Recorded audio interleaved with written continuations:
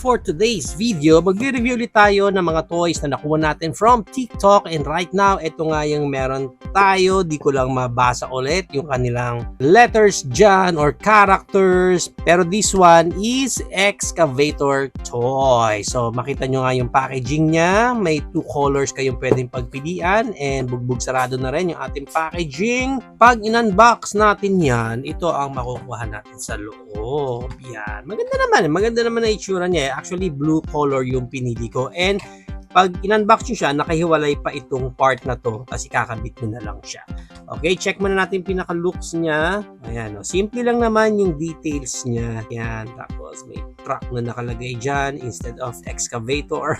And dito, Liang. Siguro yung pangalan ng kumpanya nila. And sa ilalim, ganyan ang itsura niya. Dito sa ibabaw, para siyang may disco ball. Or pag tinignan mo ng ganyan, parang may R2 dito lang siya doon. Di lang doon, meron din siya dito.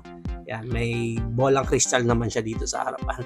Itong excavator natin, yung pinaka gimmick niya, nagagalaw lang itong part na to and also dito sa part na to and itong part na to. Yan.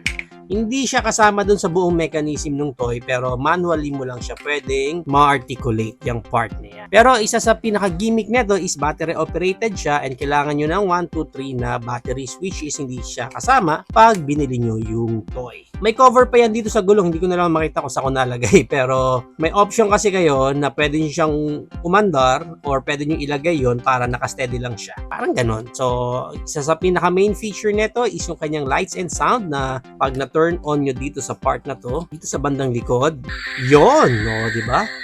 Yun, no? Saan pupunta? Dito ka lang. Yun, no?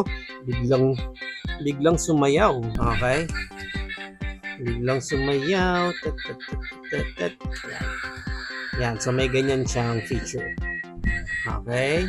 So, yung sound niya, racing car pa, no? Excavator siya, pero yung sound niya pang racing. And then, may lights din siyang lumalabas dito. And then, may mga effect yan na glow na ganyan. Ayan. Makita niyo yung light na yan. Ganon din dito sa front. Ayan. Yung pinaka-light effect niya. So, medyo naglolobat lang tayo. Pero hindi siya hindi siya yung type ng toy na pag bumangga sa wall is maghahanap siya ng ibang way. Hindi siya ganun eh. Parang may sarili lang siya talagang daan. Actually, gumagalaw-galaw pa yun ng ganyan eh. Medyo low-bat na kasi tayo. Kaya medyo nangihina na yung ating track. Ayan o. Hindi niya na kaya maghanap ng ibang daan. Pero ganyan lang yung pinaka-movement niya. And if you want to avail itong ating excavator toy natin, punta kayo sa TikTok and hanapin yung profile ni Pinoy Toy Review kasi meron tayo doon showcase or sa yellow basket, doon yung makikita and pwede nyo bilhin yung excavator toy natin na